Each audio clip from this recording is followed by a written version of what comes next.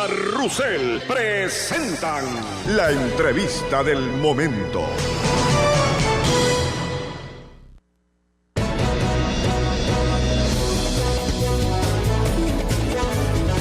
Gracias, W. Miranda. 7 de la mañana, 16 minutos. Gracias por estar en sintonía. Bueno, conduzcan con mucha precaución por acá en el norte, en lo que tiene que ver la autopista terminal terrestre Pascuales. Ya pues precisamente, qué sé yo, llegando para la terminal terrestre, lluvia, así es que hay que conducir con mucho cuidado, hay que salir con tiempo en todo caso. Y el saludo cordial a quienes nos siguen a través de Super K 800 amplitud modulada y Radio Carrusel en 660 de igual manera amplitud modulada.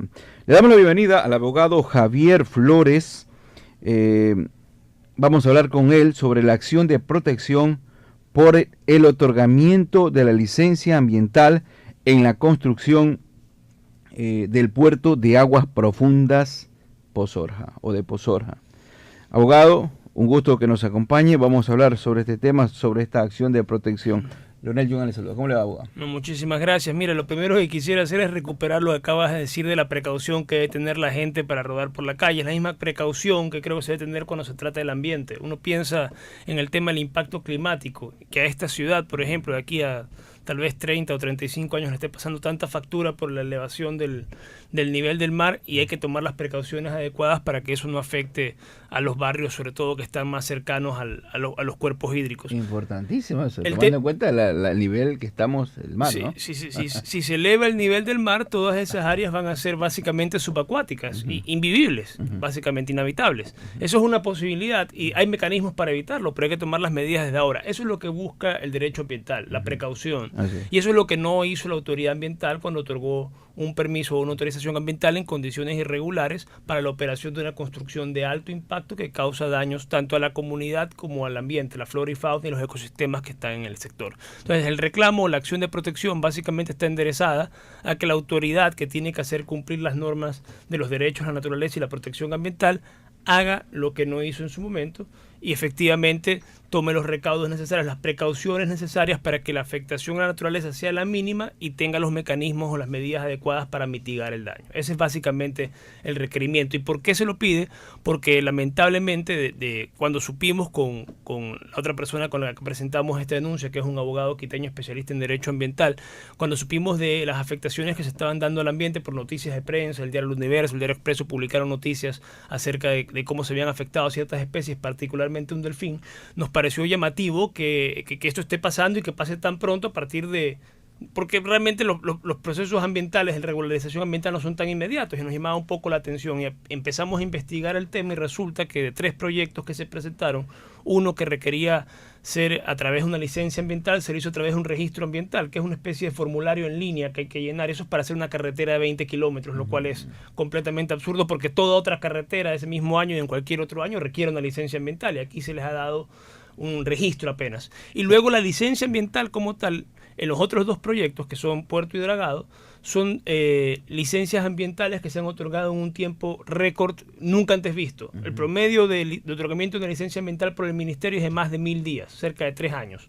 En el caso de esta obra se la ha otorgado en 3 meses, en 92 días. Es llamativo y cuando uno entra a analizar qué se hizo o qué no se hizo, uno encuentra que básicamente el Estado ha actuado con una mínima diligencia en el control ambiental en cuanto a estas obras se refieren, y siendo obras de alto impacto, ese es un daño grave y queremos remediarlo. Se ha afectado, escuchado hablar de delfín. ¿En qué manera se ha afectado? Bueno, en principio lo que tenemos acerca del delfín son las opiniones y las informaciones que nos han dado la propia gente y que ha dado la propia gente al público, porque de hecho ha sido parte de un video en Diario El Universo o de notas de prensa en Diario Expreso, pero básicamente por la turbiedad del agua y por el ruido asociado a la construcción, los delfines se han espantado, se han movido a otros sectores y eso ha dificultado sobre todo la subsistencia de muchas personas porque el turismo, particularmente en Puerto del Morro, está asociado al avistamiento de este animal. Entonces hay también obviamente un interés de otro tipo de que se mantengan especies en debida forma, que se respete su derecho a la existencia, como se dice en la Constitución. A nosotros como abogados lo que nos llama mucho la atención es que este país tiene los derechos de la naturaleza y no pueden ser simplemente letra muerta. No puede ser que en el país de los derechos de la naturaleza se actúe de una forma tan negligente en el control ambiental. Eso podría tal vez ser permisible y no debería hacerlo en ninguno, pero teniendo los derechos de la naturaleza es imperdonable. Entonces, utilizar este mecanismo que habilita la ley, habilita la Constitución misma, que luego la ley desarrolla, yo creo que es un imperativo en los tiempos del cambio climático, en el tiempo del control ambiental, en el tiempo que tenemos que tomar medidas de precaución de todo tipo, sea para rodar en la calle o sea para cuidar nuestro ambiente para el futuro. Claro.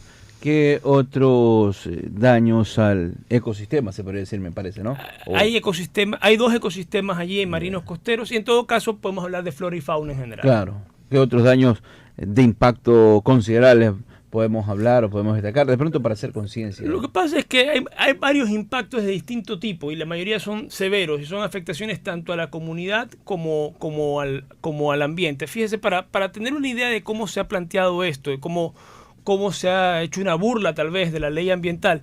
Cuando se hizo el proceso de participación social, que la Constitución obliga a que se lo haga con una información relevante y tal, para que las personas efectivamente puedan conocer lo que se va a hacer y qué tipo de compensaciones ambientales pueden recibir, porque es parte importante de que se exploten los recursos de un sector, que la gente que vive en el sector se beneficie de ello. Esa fue la promesa tanto del presidente Correa como del presidente Moreno, un desarrollo integral del sector.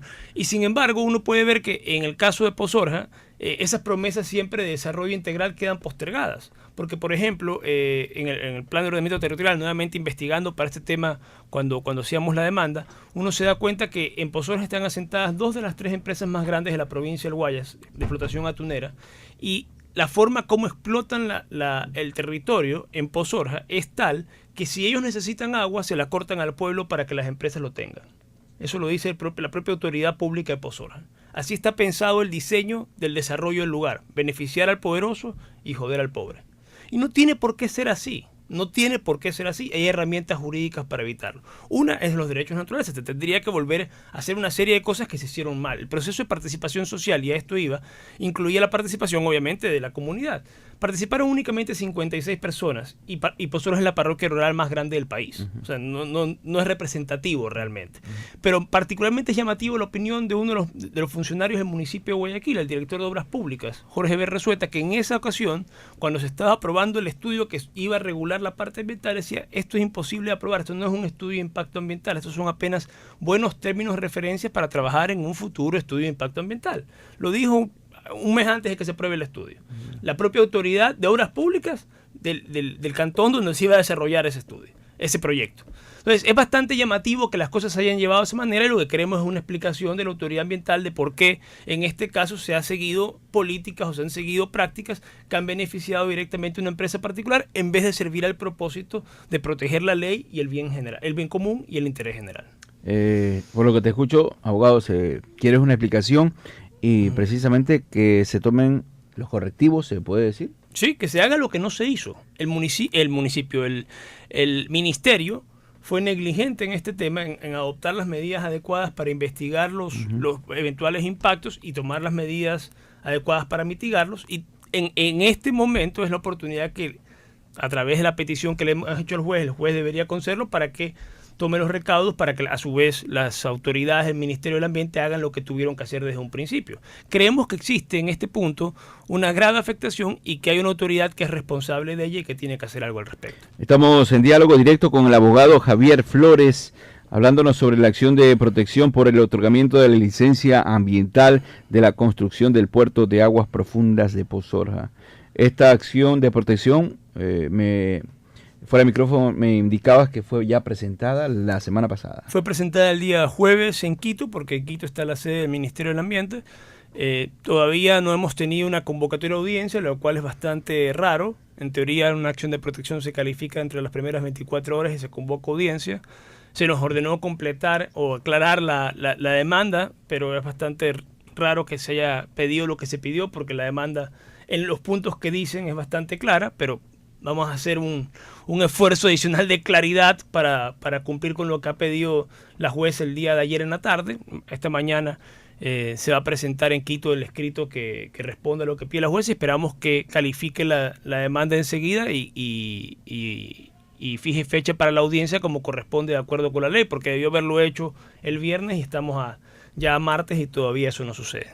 ¿Se ha tenido un diálogo, abogado, con los moradores, los habitantes de este sector, también para que se empoderen del tema y conozcan de aquello? Se tuvo diálogos con ellos a partir de las noticias que salieron en la prensa el año pasado, a las que hice referencia, que fueron también un poco el detonante para nosotros interesarnos en el caso.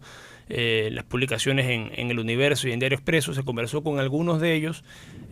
Incluso estuvieron bastante interesados en entender cómo se llevaba un proceso de estos, pero finalmente nuestra alternativa como abogados realmente creemos que es más efectiva la alternativa de los derechos de la naturaleza y creemos que es una oportunidad, sobre todo porque cuando estuvimos estudiando el caso, estudiamos a profundidad la sentencia o la opinión consultiva de la Corte Interamericana de Derechos Humanos, que también te comentaba extra micrófono, y encontramos que la mejor forma de fundamentar este caso era poniendo la actuación del Estado frente a los estándares del derecho internacional. Creemos que esa es la forma de hacerlo. Si este órgano, que es el máximo órgano de derechos humanos de la región, ha dado directrices claras de cómo los estados tienen que comportarse para el control ambiental, nos parecía que era un buen ejercicio poner ese parámetro y juzgar la acción del Estado a partir de ese parámetro. Y eso fue lo que hicimos. Entonces, la acción tiene un componente de remediar algo en el derecho que está mal hecho en la jurisdicción interna, pero si la jurisdicción interna, si los jueces en el Ecuador tras esta acción de protección no nos dan la razón, nos queda el escenario del derecho internacional y litigaremos, yo soy especialista en esa área, en el derecho internacional ante la Comisión y la Corte Interamericana, que por eso mismo fue que usamos su argumentación. O sea, este es un caso casi que pensado para el sistema interamericano para poner a test los derechos de la naturaleza de un país frente a las obligaciones internacionales de ese Estado en el contexto del derecho internacional. Lo escucho con poca expectativa en que se dé algo acá. Uno tiene la sospecha de esta demora, arroja como ciertas sombras. Esperemos que la jueza simplemente se haya demorado y que falle en derecho. Lo único que queremos es que se haga justicia y se falle en derecho. Si la jueza finalmente decide fallar en contra, que obviamente una posibilidad, se apelará. Y si en la apelación también se nos niega la razón, pues iremos a las instancias internacionales, donde seguramente, precisamente por la forma como se ha argumentado el caso, va a ser bastante interesante para estos tribunales conocer de este tipo de peticiones. Pero estos casos toman su tiempo, abogado. Mientras tanto, pues seguirán los trabajos. Sí, toman su tiempo, pero hay medidas cautelares y medidas provisionales que se pueden adoptar ante tribunales internacionales precisamente para este tipo de circunstancias. Habría que ver la posibilidad de explorar esas alternativas una vez estando en el escenario internacional. Por lo pronto no estamos pensando en eso directamente, estamos trabajando, digamos, al día, y con lo que tenemos es que habrá que responder a algo que nos ha pedido la jueza y vamos a seguir en la audiencia, vamos a seguir alegando lo que corresponda. Que el ministerio alegue lo que tenga que alegar, que el ministerio responda por sus actos. Es saludable que una entidad pública dé razón de sus actos. Si cree que lo hizo bien, nosotros hemos hecho una investigación bastante seria y de lo que parece realmente hay bastantes deficiencias en la forma como se otorgó, en la mínima diligencia con que se condujo todo. Fue básicamente eso, y en el afán, aparentemente, de favorecer a una empresa en los términos de un contrato y no de acuerdo con lo que dispone la ley para el control ambiental. Muy bien, 729, abogado, en todo caso, hay que trabajar en materia de cuidar nuestra única casa, que es el planeta Tierra. Países avanzados han venido trabajando, pero hace falta, yo creo que hace falta mayor compromiso, más que nada de países de primer mundo donde pues las industrias contaminan a full, por decirlo de una manera. Ecuador es un país pequeño, obviamente es menos el impacto, pero eso no quiere decir que no debamos cuidar nuestra casa, nuestro medio ambiente, ya que es para nuestros hijos y los hijos de nuestros hijos. Abogado, muchísimas gracias. No sé si algo se nos escapa. No, muchísimas gracias. Lo único que quería decir es que ojalá que este tipo de acciones sirvan para incentivar a otras personas a la protección del ambiente. Creo que es una causa común que vale la pena. Muy bien, gracias por acompañarnos al abogado Javier Flores, quien nos habló sobre la acción de protección por el otorgamiento de la licencia ambiental en la construcción del puerto de aguas profundas, que por cierto, también dentro del lado positivo tiene el encadenamiento productivo, las plazas de trabajo y todo eso, estamos conscientes. No se está en contra del desarrollo, se está en contra de que no se lo haga de acuerdo con la ley. Claro. Nada más. Listo, muy bien. 7:31. Vamos a marcar una pausa. Saludamos a Gina Álava por acá. Muy bien, ha madrugado. Vamos a la pausa.